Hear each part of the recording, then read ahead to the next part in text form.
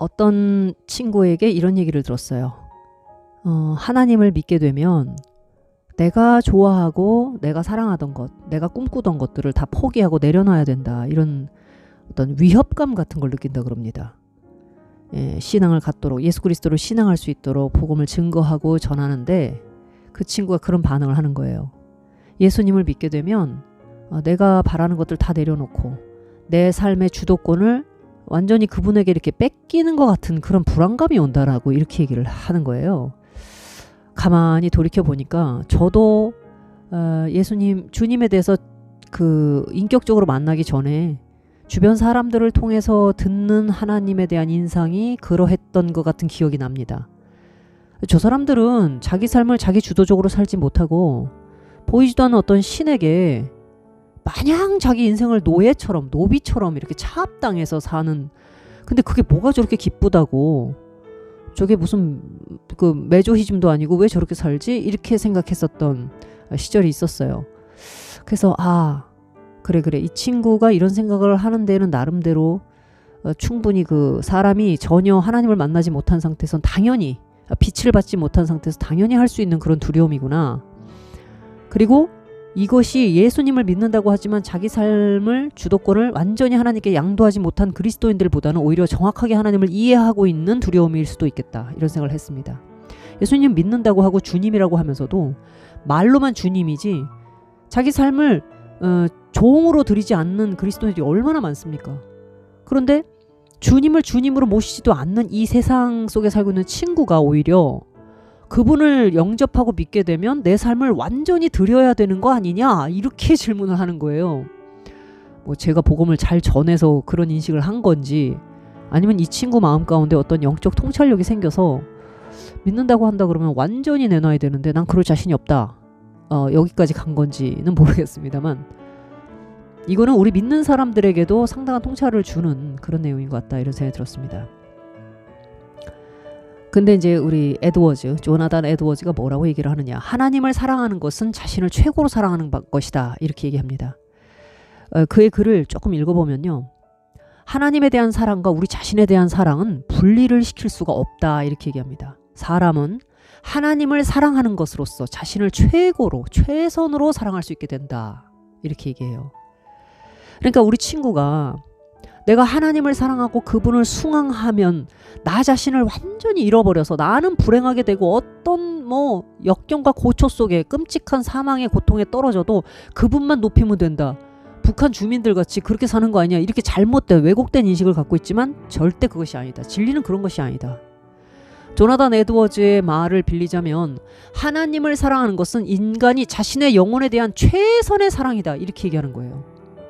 하나님을 배제하고 자기를 사랑하는 것은 모든 지혜와 진리의 원천으로부터 벗어나는 것이다. 따라서 하나님을 배제한 자기의 사랑은 도리어 그 자신을 파멸시킨다. 이렇게 얘기합니다. 또한 조나단 에드워즈는 행복과 순종을 분리시키는 것도 거부했다고 합니다.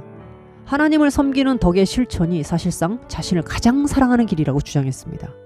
하나님과 피조물을 사랑하는 삶을 사는 사람이 참된 미덕을 소유하고 있는 겁니다.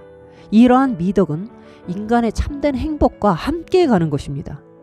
하나님을 사랑하고 자기 영혼을 아름답게 유지하기 위한 바람으로써 다른 사람들에게 덕스럽게 행동할 때 인간은 참된 행복을 느끼게 된다. 이겁니다. 그러니까 행복이라는 건요, 사람이 자기의 이기적 욕구를 만족시키려고 하는 데에서는 절대 얻을 수 없다 이거예요. 참 놀라운 얘기죠. 따라서 저의 친구가 하나님께 내 인생을 완전히 차압당해가지고 누군가가 리모트 컨트롤로 조종을 하면 내가 그 조종과 지시를 받아서 움직여야 된다라고 하는 아주 그 왜곡되고 이 하나님과의 관계를 아주 기계적인 수직적 관계로서 착각한 것, 이것이 하나님에 대한 잘못된 인식이다. 여기서 바로 이 마귀가 옛날 그 동산에서 인간과 하나님 사이를 이간질했던 바로 그 장면인 것을 알 수가 있습니다. 네, 그러니까 다른 사람들을 축복하고 하나님을 기쁘시게 하려는 갈망과 실천에서만이 인간이 참된 행복을 얻을 수 있다.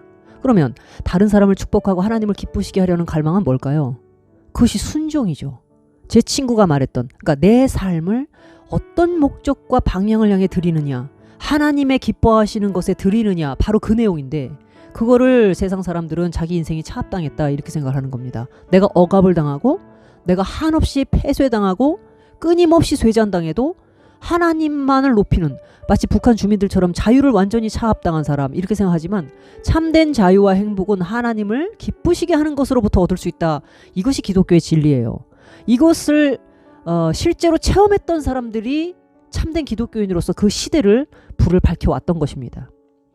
결론적으로 에드워즈는 미덕과, 즉 하나님의 뜻을 따르는 그 순종과, 인간이 오직 자기 자신의 자유만을 위해서 살고 있는 이러한 삶은 함께 갈 수가 없는 것이고, 따라서 인간이 참되게 자기 영혼을 사랑한다면 반드시 하나님의 뜻을 실천하고 순종하는 것으로서만 얻을 수 있다. 이러한 진실을 밝혀줬다. 이렇게 볼 수 있는 겁니다. 기독교는요, 인간의 행복을 희생시키지 않습니다.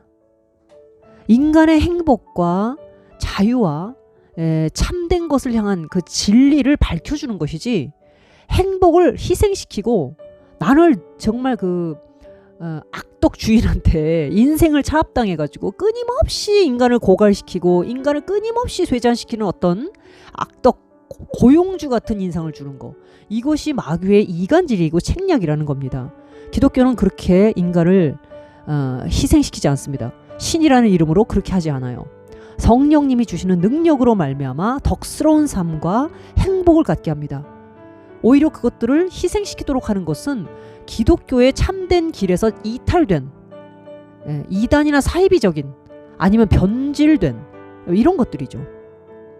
그리스도를 믿는 신자는 하나님께 순종하는 선한 삶을 살 때 비로소 참되고 영구적인 행복을 맛보게 되고, 하나님을 송축하고 다른 사람들에게는 복의 통로가 되고 궁극적으로 자신의 영혼을 보존하게 된다, 이겁니다. 이 같은 진리를 우리에게 주시기 위해서 하늘 높은 보좌를 버리고 낮은 곳으로 내려오신 그리스도께서 우리를 위해 양 한 마리처럼 인간의 모든 죄를 덮어쓰고 홀로 죽음으로 가셨습니다. 그리고 부활하셨죠. 이 같은 하나님의 사랑이란 하늘 저 먼 곳 어딘가에 신선들끼리 놀고 있는 세상에 존재하는 것이 아니라, 이 죄 많고 신음이 있고 눈물 많은 이 학대와 핍박과 고통과 죄와 목마름에 신음하고 있는 우리 살고 있는 바로 이 땅으로, 먼지 많은 이곳에 발을 대시고 오셔서 함께 먹고 마시고 너희에게 평안이 있으라.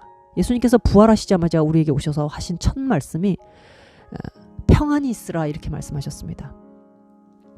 이러한 우리에게 평안을 주시기 위하여 평안이 아닌 모든 것을 짊어지고 가신 주님께서 오늘 우리에게 수고하고 목마른 자들은 다 내게로 오라고 말씀하셨습니다.